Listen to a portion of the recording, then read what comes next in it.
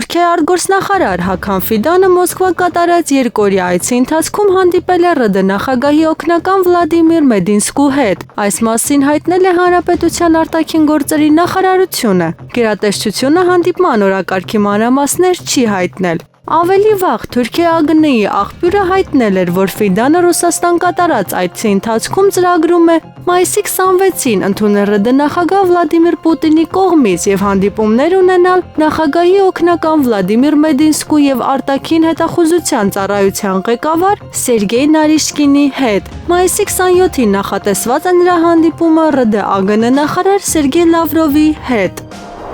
Իսրայելի պաշտպանության բանակը ծրագրում է գրավել Գազայի հատվածի 75%-ը առաջիկա 2 ամսում, իսկ Գազայի հատվածի խաղաղ բնակչությունը տեղակայվելու է տարածքի մնացած 25%-ում, հաղորդում է Times of Israel-ը, վկայակոչելով Իսրայելի պաշտպանության բանակի փաստաթղթերը։ Իսրայելի պաշտպանության բանակը հայտարարել է, որ մտադիր է 2 ամսվա ընթացքում գրավել Գազայի հատվածի 75%-ը Համաս ահաբեկչական խմբավորման դեմ նոր հարձակման շրջանակներում, ասվում է հայտարարության մեջ։ Հրատարակությունը նշում է, որ այս պահին իսրայելցի զինվորականները վերահսկում են հատվածի մոտավորապես 40%-ը, իսկ տարածքի մնացած 35%-ը գրավելու համար կպահանջվի մոտ 2 ամիս։ Բացի այդ, պարբերականը հայտնում է, որ լայնածավալ հարձակման մեկնարկից հետո ավելի քան 2 միլիոն խաղաղ բնակիչներ կտեղափոխվեն անվտանգ գոտիներ։ Իսրայելի պաշտպանության բանակը հարվածել է Գազա քաղաքում գտնվող դպրոցի շենքին, որտեղ գործում էին պաղեստինյան Համաս շարժման եւ պաղեստինյան իսլամական ջիհադ խմբավորման զինյալները, հայտնում է բանակի մամուլի ծառայությունը։ Ավելի վաղ Ալ Ջազիրան հայտնել էր, որ Գազա քաղաքի դպրոցում փախստականներ են տեղավորվել եւ որ Իսրայելի հարվածը 25 մարդու կյանք է խլել։ Իսրայելի պաշտպանության բանակը հարվածներ է հասցրել Համասի եւ իսլամական ջիհադի ահաբեկիչներին, որոնք գործում էին Գազա քաղաքի տարածքում գտնվող նախկին Ֆամի Ալ-Ջերջավի դպրոցում տեղակայված շտաբում, ասվում է հայտարարության մեջ։ Մամուլի ծառայությունը նշել է, որ մինչ հարվածը խաղաղ բնակչության համար ռիսկերը նվազեցնելու համար միջոցներ են ձեռնարկվել։ ԱՄՆ նախագահ Դոնալդ Թրամփը հայտարարել է, որ Վլադիմիր Պուտինը լիովին խելագարվել է, քանի որ Ռուսաստանի կողմից Ուկրաինայի դեմ իրականացվել է պատերազմի ամենամեծ օդային հարձակումը։ Թրամփը նաև քննադատել է Ուկրաինայի նախագահ Վոլոդիմիր Զելենսկուն, նշելով, որ նրա արտահայտությունները խնդիրներ են ստեղծում եւ պետք է դադարեն, հայտնում է Reuters-ը։ Կրեմլն պատասխանել է Թրամփի հայտարարություններին, դրանք վերագրելով հուզական լարվածությանը եւ հավելելով, որ Պուտինի գործողությունները պայմանավորված են Ուկրաինայից եկող լուրջ սպառնալիքներով։ Միջադեպի ֆոնին ռուսական հարվածների հետևանքով զոհվել է առնվազն 12 մարդ, այդ թվում 3 երեխա, իսկ Ուկրաինայի տարբեր շրջաններում ավերակների մասին հաղորդագրություններ են ստացվում։ Թրամփը նշել է, որ ինքը դիտարկում է նոր պատժամիջոցներ Ռուսաստանի դեմ ի պատասխան շարունակվող հարձակումների։ Միաժամանակ Զելենսկին ընդգծել է, որ Ռուսաստանի վրա միայն ուժային ճնշումն է կարող ազդել եւ կրկին կոչ է արել միջազգային հանրությանը խստացնել պատժամիջոցները։ Ուկրաինայի Սումիի մարզում ռուս զինվորականները վերահսկողության տակ են վերցրել 2 բնակավայր՝ Բելովոդին եւ Վլադիմիրկան Կուրսկի մարզի սահմանների մոտ, հայտնում է Ռուսաստանի Դաշնության պաշտպանության նախարարությունը։ Հյուսիս զորքերի խմբավորման ստորաբաժանումների կողմից ակտիվ եւ վճռական գործողությունների արդյունքում ազատագրվել են Սումիի մարզի Վլադիմիրովկա եւ Բելովոդի բնակավայրերը, ասվում է ռուսական գերատեսչության ամփոփագրում։ Նշվում է, որ նրանք նաեւ խոցել են Ուկրաինայի զինված ուժերի, կենթանի ուժի եւ դեսանտագրոհային տեխնիկայի, 2 մեքենայացված բրիգադների եւ տարածքային պաշտպանության բրիգադի կուտակումները Սումիի մարզի Յաբլոնովկա, Ալեքսեևկա, Սատկի, Պիսարիևկա եւ Օսոյևկա բնակավայրերի շրջաններում։ Իրանում ոչ ոք սովից չի մեռնի, եթե ԱՄՆ-ն հանկարծ որոշի դուրս գալ Իսլամական Հանրապետության միջուկային ծրագրի շուրջ ստեղծված իրավիճակի կարգավորման բանակցային գործընթացից եւ ել ավելի մեծ պատժամիջոցներ սահմանին նրա դեմ։ Այս մասին հայտարարել է Իրանի նախագահ Մասուդ Փեզեշքյանը։ Ճիշտ չէ, որ մենք սովից կմեռնենք, եթե նրանք չցանկանան մեզ հետ բանակցել եւ ավելի շատ պատժամիջոցներ կիրառել։ Մենք ելք կգտնենք, մեջբերում է նրա խոսքը Իրնան։ Ինչպես նշել է նախագահը, նման դեպքում իրանցիներին պարզապես անհրաժեշտ է միավորվել եւ միասին գործել։ Իրանի եւ ԱՄՆ-ի ներկայացուցիչները մայիսի 23-ին Հռոմում անցկացրել են Թեհրանի միջուկային ծրագրի շուրջ բանակցությունների 5-րդ փուլը։ Օմանի արտգործնախարարը, որը միջնորդ է կողմերի միջև, ասել է, որ որոշ բայց ոչ վերջնական առաջընթաց է ձեռք բերվել։ Միացյալ Նահանգների աջակցությամբ գործող Գազայի մարդասիրական հիմնադրամի ղեկավարը Ջեյք Վուդը անսպասելի հրաժարական է տվել, հայտարարելով, որ կազմակերպությունը չի կարող պահպանել մարդասիրական սկզբունքները։ Նրա հեռանալը համընկել է Իսրայելի կողմից դպրոցին հասցված հարվածի հետ, որի հետևանքով զոհվել է 30 պաղեստինցի, այդ թվում կանայք եւ երեխաներ, հայտնում է Reuters-ը։ Իսրայելը հաստատել է հարվածի փաստը, պնդելով, որ դպրոցը ծառայել է որպես Համասի եւ Իսլամական ջիհադի օպերացիոն կենտրոն։ Նշվում է, որ բանակը մի քանի քայլեր է ձեռնարկել, նվազեցնելու քաղաքացիական զոհերի ռիսկը, սակայն տեղեկություններ կան, որ հարվածները շարունակվել են նաեւ այլ շրջաններում, սպանելով ընդհանուր առմամբ 45 մարդու։ Հիմնադրամի ծրագրերը քննադատվում են, քանի որ նոր օգնության համակարգը նախատեսում է խիստ ձուգումներ, ներառյալ դեմքի ճանաչում, ինչը Համասը որակել է որպես սովի քաղաքականություն եւ Պարենը որպես զենք օգտագործելու միջոց։ Մինչ այդ Իսրայելը պնդում է, որ համակարգը կօգնի զատել օգնությունը Համասից եւ կանխել օգնության չարաշահումները։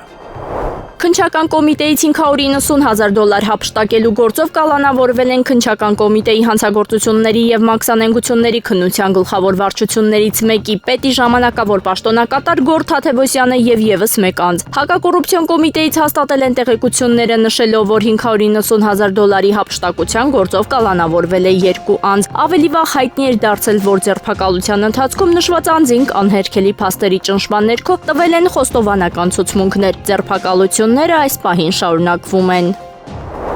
Հայաստանի երկրորդ նախագահ Ռոբերտ Քոչարյանի եւ մյուսների գործով դատական այսօրվա նիստը հետաձգվել է։ Պաշտպանության նախկին նախարար Հայաստան խմբակցության ղեկավար Սերյան Օհանյանը առողջական խնդիրներ ունի, ստացիոնար բուժում է անցնում։ Դատավորը հայտնել է, որ միջնորդություն են ստացել Սերյան Օհանյանի առողջական վիճակի վերաբերյալ։ Քանի որ դատական նիստին պաշտպանության նախկին նախարարի մասնակցությունը պարտադիր է, դատական նիստը հետաձգվել է։ Այս գործով հաջորդ դատական նիստը տեղի կունենա հունիսի 17-ին ժամը 15:00-ին։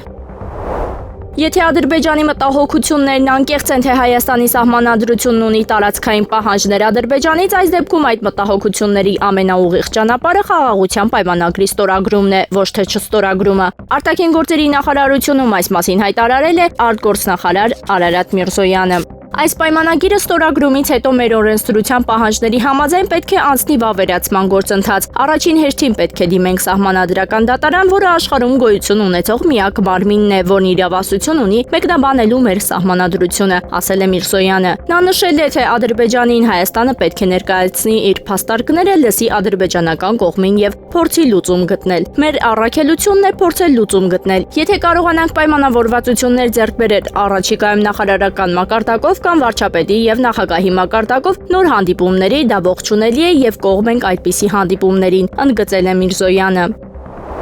Այն բանից հետո, երբ Վաշինգտոնը բարձրացրեց ներմուծման մաքսատուրքերը, չինական ինքնաթիռների արժեքը ԱՄՆ-ի համար ավելացավ 4.5 անգամ։ Այս մասին հայտնում են Չինաստանի վիճակագրական ծառայության տվյալները։ Նրանց տվյալներով ԱՄՆ արտահանված 4 չինական ինքնաթիռների արժեքը հասել է $477.2 միլիոն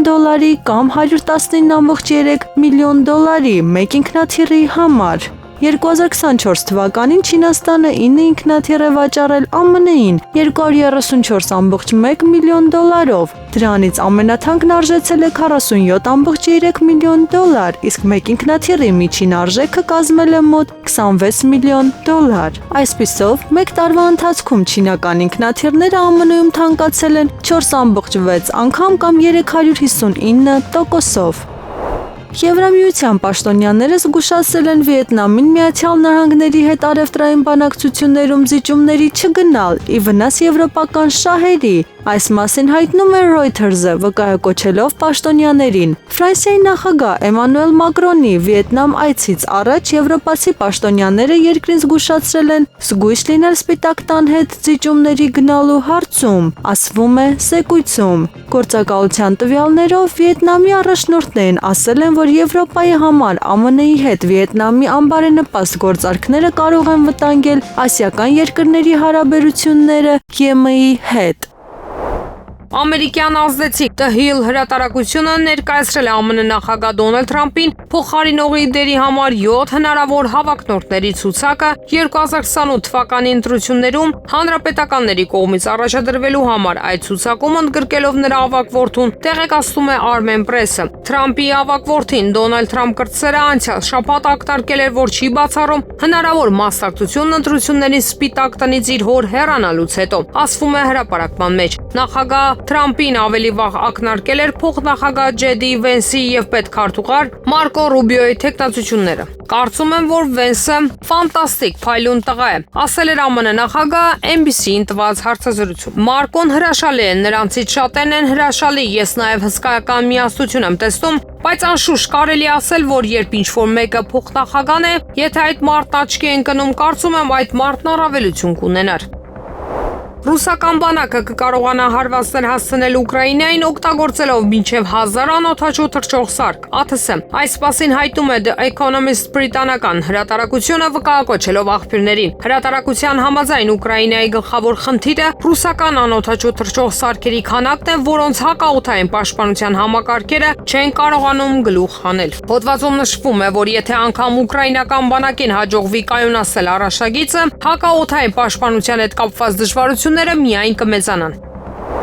Պաշտպանության հարցերով Եվրահանձնակատար Անդրիուս Կուբիլիուսը հայտարարել է, որ Ռուսաստանը չունի այն ուժը, որը վերագրվում է իրեն եւ հետեւաբար չի կարող գերակայություն ձեռք բերել ուկրաինական հակամարտությունում։ Նրա խոսքերը մեջբերում է LRT-ն։ Ռուսաստանն այնքան ուժեղ չէ, որքան երբեմն ենթադրվում է եւ ես չեմ տեսնում Ռուսաստանի մեծ հզորության որևէ ապացույց, ասվում է Կուբիլիուսը։ Միաժամանակ նա դժվարացել է պատասխանել, թե ինչպես կզարգանա հակամարտությունը, նշելով, որ իրականությունն ինքնին խոսուն է։ Եվրահանձնակատարը նշել է, որ ստեղծված իրավիճակից միակ ելքը Մոսկվայի վրա ճնշումների ավելացումն է եւ Ուկրաինային աջակցելու շարունակականությունը։ Նրա խոսքով 3 տարվա առճակատումից հետո Ուկրաինան գոյատևեց եւ Ռուսաստանը չի կարողանա հաղթել հակամարտությունը։ Եվրահանձնաժողովի նախագահ Ուրսուլա ֆոն դեր Լեյենը սոցցանցերում հայտնել է, որ լավ հեռախոսազրույց ունեցել ԱՄՆ նախագահ Դոնալդ Թրամփի հետ։ Գրառման մեջ նա նշել է, որ Եվրամիությունն եւ ԱՄՆ-ն ունեն աշխարհում ամենակարևոր եւ սերտ առևտրային հարաբերությունները։ Ֆոն դեր Լեյենն ընդգծել է, որ եվրոպական երկրները պատրաստ են արագ եւ վճռականորեն առաջ շարժվել ԱՄՆ-ի հետ առևտրային գործարքի շուրջ բանակցություններում։ Մեզ անհրաժեշտ կլինի մինչև հուլիսի 9 ժամանակ լավ գործարքի հասնելու համար, ասել է Եվրահանձնաժողովի ղեկավարը։ Մայիսի 26-ին Գարեգին երկրորդ ամենայն հայոց կաթողիկոսը մեկնել է Շվեյցարիա, մասնակցելու եկեղեցիների համաշխարհային խորհրդի եւ Շվեյցարիայի բողոքական եկեղեցու կողմից կազմակերպված կրոնական ազատություն, հայկական հոգեվոր մշակութային եւ պատմական ժառանգության պահպանումը Արցախում խորագրով միջազգային համաժողովին։ Վեհափառ հայրապետը ժողովականներին հղելու է իր ուղերձը։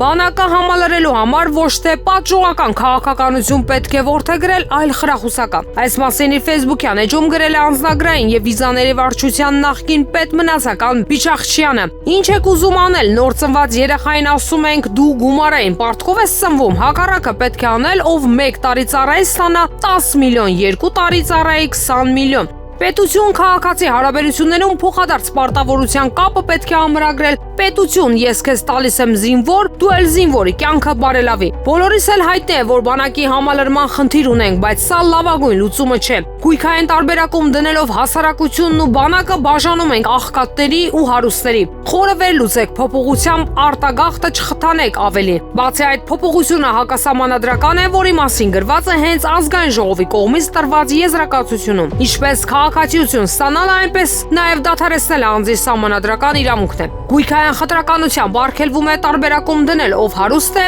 իրավունք ունի փոխել քաղաքացիությունը, ով աղքատ է, ծառայի հարուստներին։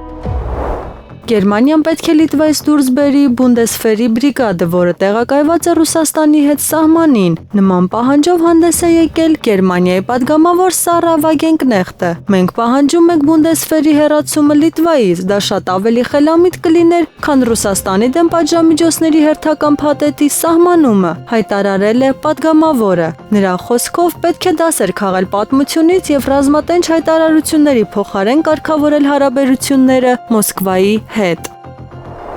Եմեն ոչ մի կերպ չի մեկնաբանել Ռուսաստանի շրջանների վրա Ուկրաինայի զինվորական ուժերի դրոնների հարձակումները, որոնք ուղղված էին բնակչության ահաբեկմանը, նշել է Ռուսաստանի Դաշնության անվտանգության խորհրդի փոխնախագահ Դմիտրի Մեդվեդևը։ Նրա խոսքով գերեզմանային լռություն հաջորդել էր նաև հաղթանակի օրվա նախաշեմին Մոսկվայի եւ Ռուսաստանի այլ շրջանների վրա ԱԹՍ-ների զանգվածային հարձակումներից հետո։ Այժմ այդ նույն ճարպոտ վարազները Փարիզում, Բերլինում եւ Լոնդոնում վայրի ճիշտ կբարձրացնեն ուժի անհամաչափ օգտագործման 30-օրյա հրադադարի հրատապ անհրաժեշտության եւ Ռուսաստանի դեմ նոր պատժամիջոցների մասին, հավելել է փոխնախագահան։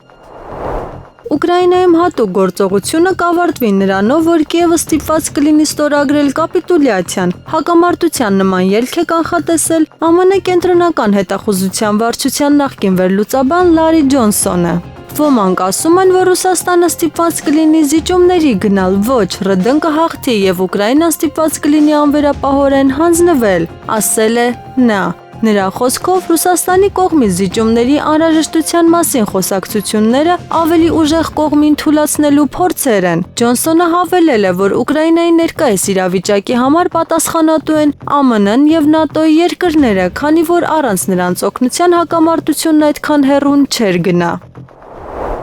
Միայն լրացուցիչ պատժամիջոցները կստիպեն Ռուսաստանին դադարեցնել կրակը։ Հրադադարի նման միջոց է առաջադրել Ուկրաինայի առաջնորդ Վոլոդիմիր Զելենսկին։ Միայն լրացուցիչ պատժամիջոցները կստիպեն Մոսկվային դադարեցնել կրակը, հայտարարել է նա։ Ուկրաինայի նախագահն ընդգծել է, որ Կիևը նոր պատժամիջոցային քայլեր է սպասում ԱՄՆ-ից, Եվրոպայից եւ իր բոլոր գործընկերներից։ Հայաստանի համար կարևոր է, որ ապաշրջափակումը տեղի ունենա տարածաշրջանի երկրների սուվերենության եւ իրավազորության հիմքի վրա, ինչը նաեւ շատ կարևոր է խաղաղության կոնտեքստում։ Երևանյան երկխոսություն երկրորդ միջազգային ֆորումի ժամանակ հայտարարել է Հայաստանի անվտանգության խորհրդի քարտուղար Արմեն Գրիգորյանը։ Նա նշել է, որ Հայաստանի կառավարության ներկայացրած խաղաղության խաչմերուկ նախաձեռնությունը տնտեսական նախագիծ է, որի նպատակն է ապաշրջափակել Հարավային Կովկասի տարածաշրջանի հաղորդակցությունները։ Հայաստանի կառավարությունն այս առաջարկը ներկայացրել է տարածաշրջանային երկրներին, ինչպես նաև գլոբալ համայնքին ներգրավել այս նախագծում, ինչը բարգավաճում եւ կայունություն բերելու մեծ հնարավորություններ ունի, ասել է Գրիգորյանը։ Անվտանգության խորհրդի քարտուղարի խոսքով ապաշրջափակման կոնտեքստում Հայաստանը կարևոր է համարում հավասարության եւ փոխադարձության սկզբունքները, որով ըստ նրա սրանք են հիմնական սկզբունքները, որոնք հնարավորություններ են ստեղծում բոլորի, ոչ թե առանձին երկրների համար։ Հայաստանի վարչապետ Նիկոլ Փաշինյանը փոխադարձ այցով կմեկնի Սլովակիա։ Հայաստանի եւ Սլովակիայի վարչապետերի համատեղ մամուլի ասուլիսին Փաշինյանը հայտարարել է, որ ընդունել է Սլովակիայի վարչապետ Ռոբերտ Ֆիցոյի հրավերը։ Մենք արդեն հասցրեցինք պայմանավորվել, որ առաջիկա հնարավոր այցը կլինի շարունակությունն այս այցի, որպեսզի հնարավորություն ունենանք անդրադառնալու այն հարցերին, որոնք առիթ ունեցանք արդեն ձևավորելու, ասել է Փաշինյանը։ Նա նաեւ նշել է, որ Սլովակիայի վարչապետի այցը Հայաստան շատ խոսուն վկայություն է երկու երկրների միջև ակտիվ քաղաքական երկխոսության եւ շնորհակալություն է հայտնել այն աջակցությունների համար, որ վերջին տարիներին Սլովակիան տրամադրել է Հայաստանին։ Մի խումբ իրավապաշտպանների եւ քաղաքասարակության ներկայացուցիչներ Երևանյան երկխոսություն 2025 համաժողովին Գրեգոլի Ֆանտի մասնակցության անընդունելիության վերաբերյալ հայտարարություն են տարածել։ Խստորեն դատապարտում ենք ՀՀ արտաքին գործերի նախարարության կողմից կազմակերպվող Երևանյան երկխոսություն 2025 համաժողովի շրջանակում Գրեգոլի Ֆանտի այցը Հայաստան, ով այս տարվա ապրիլին մասնակցել է ադրբեջանական Ադա համալսարանի 7-րդ քաղաքական ֆորումին, որն անցեկացվել օկուպացված Ստեփանակերտում, Արցախի պետական համալսարանի շենքում։ Մինչ հայ իրավապաշտպաններն ու քաղաքասարակության անդամները բոլոր ջանքերը գործադրում են խստորեն դատապարտելու նման անձանց այցը էթնիկ զտումների ենթարկված Արցախ եւ առավել եւս նման միջոցառումների անցկացումը այնտեղ ՀՀԱԳՆ-ն ինքն է հրավիրում այդ անձանց Երևան, լուռ ընդունելով եւ ողջունելով նման այցերի թույլատրելիությունը։ Պահանջում ենք արտգործնախարարությունից հստակ պարզաբանում տալ, թե ինչու է նշված անձը հրավիրվել համաժողովին, ինչպես նաև անհապաղ կերպով չեղարկել այդ անձի մասնակցությունը նշված միջոցառմանը, նշված է հայտարարությունում։ Հայտարարության տակ ստորագրել են իրավապաշտպաններ Սիրանուշ Սահակյանը, Արաքս Մելքոնյանը, Արփիա Ավետիսյանը, Գառնիկ Քերքոնյանը, փաստաբան Արա Ղազարյանը, ՀՀ նախկին ՄԻՊ Արման Թաթոյանը, Արցախի ՄԻՊ Գեգամ Ստեփանյանը, Արցախի նախկին պետնախարար Արտակ Բեգլարյանը։ Մեկնարկել է Ֆրանսիայի ԱԳ նախարար Ժան-Նոել Բարոյի պաշտոնական այցը Հայաստան։ ԱԳՆ-ում կայացել է նախարար Արարատ Միրզոյանի եւ Ժան-Նոել Բարոյի առանձնազրույցը։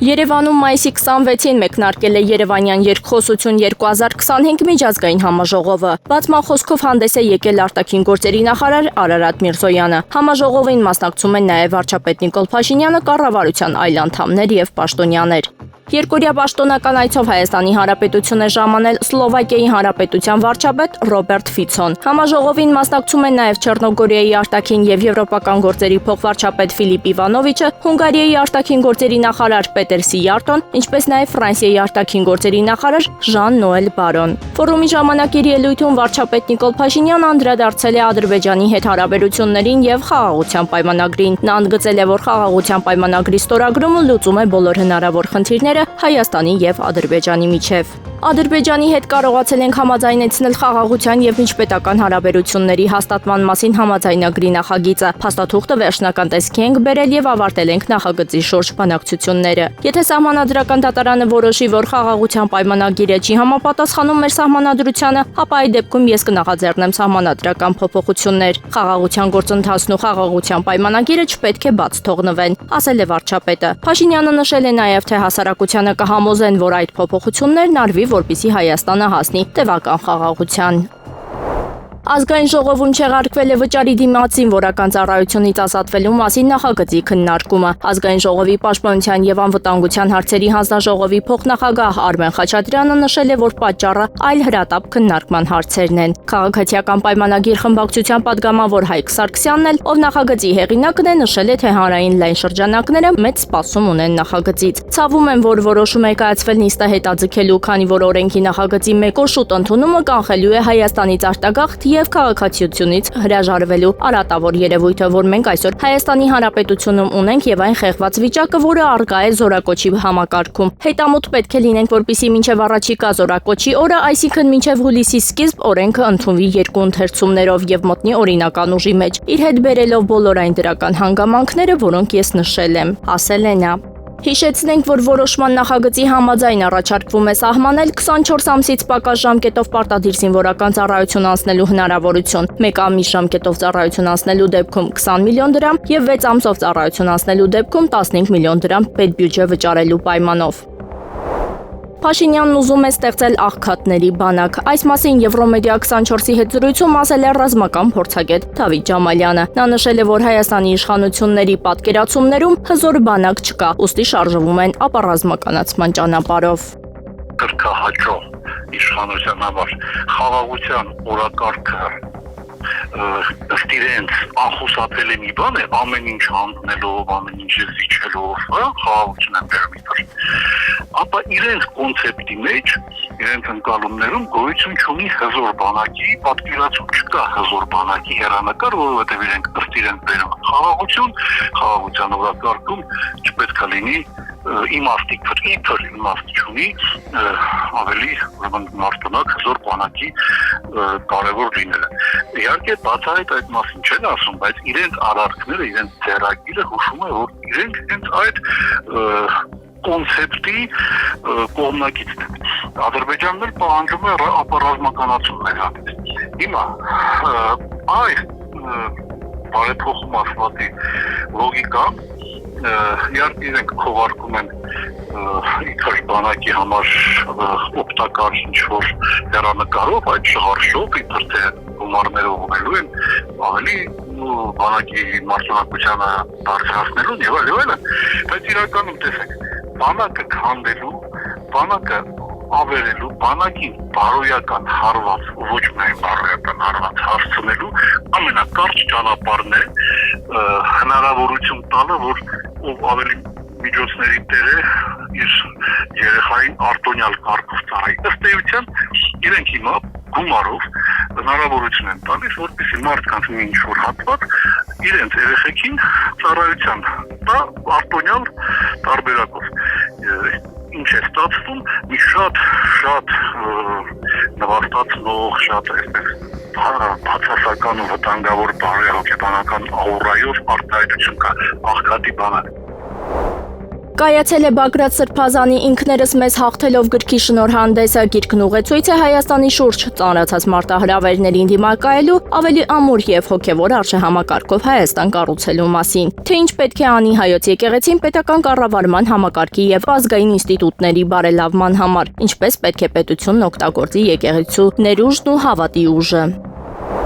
Մայիսի 25-ի կեսգիշերից մինչև առավոտյան ժամը 7-ը Ռուսաստանի տարբեր շրջանների երկնքում ոչնչացվել են 110 ինքնաթիռ անօդաչու թռչող սարքեր, որոնք ուղղված էին երկրի տարբեր շրջաններին։ Այս մասին հայտնել է Ռուսաստանի պաշտպանության նախարարությունը։ Անօդաչու թռչող սարքերի ամենամեծ ակտիվությունը գրանցվել է Տուլայի շրջանում, որտեղ խոցվել է 16 սարք։ Բրյանսկի եւ Կալուգայի մարզերում ոչնչացվել է 14 անօդաչու թռչող սարք, Մոսկվայի մարզում եւ Թվերի մարզում 13, Բելգորոդի եւ Կուրսկի մարզերի երկնքում ոչնչացվել են 10 ԱԹՍ։ Բացի այդ, Օրիոլի մարզում խոցվել է 8 անօդաչու թռչող սարք, 7-ը Ղրիմի հանրապետության տարածքում։ Ռուսաստանի Դաշնության պաշտպանության նախարարության տվյալներով մեկական սարք ոչնչացվել է նաեւ Լիպեցկի, Նիժնի Նովգորոդի եւ Նովգորոդի մարզերում, իսկ երկուսը Սմոլենսկի մարզում։ Տուժածների մասին հաղորդագրություններ չեն եղել։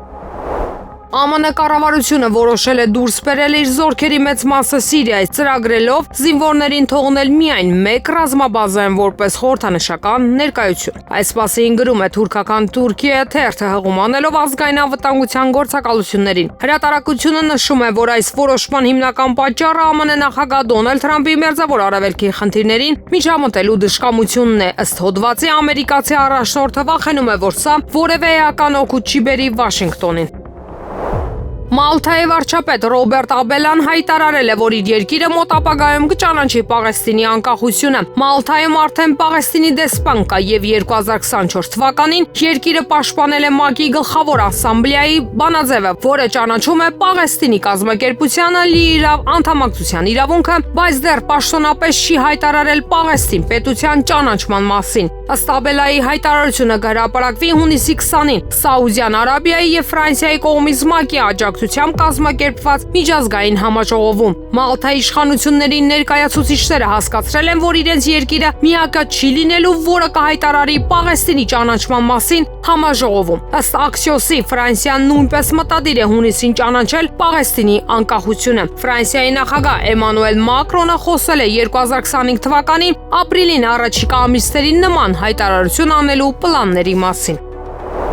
Ռուսաստանի անվտանգության խորհրդի փոխնախագահ Դմիտրի Մեդվեդևը ենթադրել է, որ բուֆերային գոտին կզբաղեցնի Ուկրաինայի գրեթե ամբողջ տարածքը, եթե Բանդերայի ռեժիմին ռազմական օգնությունը շարունակվի։ Քաղաքական գործիչ իր Telegram ալիքին կցել է տեսանյութ, որում երևում է, թե ինչպես է կարմիրով նշված բուֆերային գոտին աստիճանաբար գրավում կապույտով նշված Ուկրաինայի ամբողջ տարածքը։ 14 վայրկյան տևողությամբ տեսանյութի վերջում Ուկրաինայի մեծ մասը ներկված է կարմիր գույնով։ Կապույտ գույնի մի փոքր տարածք մնացել է միայն Լեհաստանի մոտակայքում։ Եթե Բանդերայի ռեժիմին ռազմական օգնությունը շարունակվի, բուֆերային գոտին կարող է այսպիսի տեսք ունենալ, գրել է Մեդվեդևը հրապարակված տեսանյութի տակ։ Իսրայելական ռազմական գործողությունների հետևանքով Գազայում պաղեստինցի զոհերի թիվը մոտենում է 54,000-ի։ Ինչպես հայտնել է Գազայի առողջապահական գերատեսչությունը, մասնավորապես վերջին 24 ժամվա ընթացքում հիվանդանոցներում գրանցվել է 38 զոհ, ինչպես նաև 204 վիրավոր։ Հաղորդագրության համաձայն նշված վիճակագրությունը չի ներառում հյուսիսային Գազայի հիվանդանոցների տվյալները, պայմանավորված դրանց հասանելիության խնդրով։ Ուկրաինայի նախագահ Վոլոդիմիր Զելենսկու դիվանագիտական թուլությունը հանգեցրել է Կիևի կողմից ռազմական նախաձեռնության կորստին, ինչպես նաև Ռուսաստանի եւ ԱՄՆ-ի միջև հարաբերությունների բարելավմանը։ Այս մասին հաղորդում է պորտուգալական Público թերթը։ Զելենսկին գիտակցում է իր թուլությունը դիվանագիտության մեջ, քանզի բանակցային գործընթացում ռազմական նախաձեռնությունը պատկանում է Ռուսաստանին։ Արտաքին ավելի ուժեղ եւ ազդեցիկ խաղացող ԱՄՆ-ն ուզում է հաստատել արագ խաղաղություն, նույնիսկ եթե դա ձեռնտու է Մոսկվային։ Գրում է Պարբերականը։ Նյութի հեղինակները նշել են, որ եթե ԱՄՆ-ն դադարի ջանքեր գործադրել ուկրաինական ճգնաժամի կարգավորման ուղղությամբ, ապա դա լավագույն միջոցը կլինի արագացնելու Ուկրաինայի հանձնումը Ռուսաստանին։ Եղանակը առաջիկա օրերին։ Հայաստանի տարածքում մայիսի 27-ին կեսօրից հետո 28-ից 30-ին, գիշերը եւ կեսօրից հետո առանձին շրջաններում սպասվում է կարճատև անձրև եւ ամպրոպ։ Առանձին հատվածներում սպասվում է նաեւ կարկուտ։ Մայիսի 26-ին սպասվում է առանց տեղումների եղանակ։ Օդի ջերմաստիճանն էապես չի փոխվի։ Մայիսի 27-ի երեկոյան 28-ից 30-ին, գիշերը եւ կեսօրից հետո սպասվում է կարճատև անձրև եւ ամպրոպ։ Ամպրոպի ժամանակ քամու ուժ գնացում։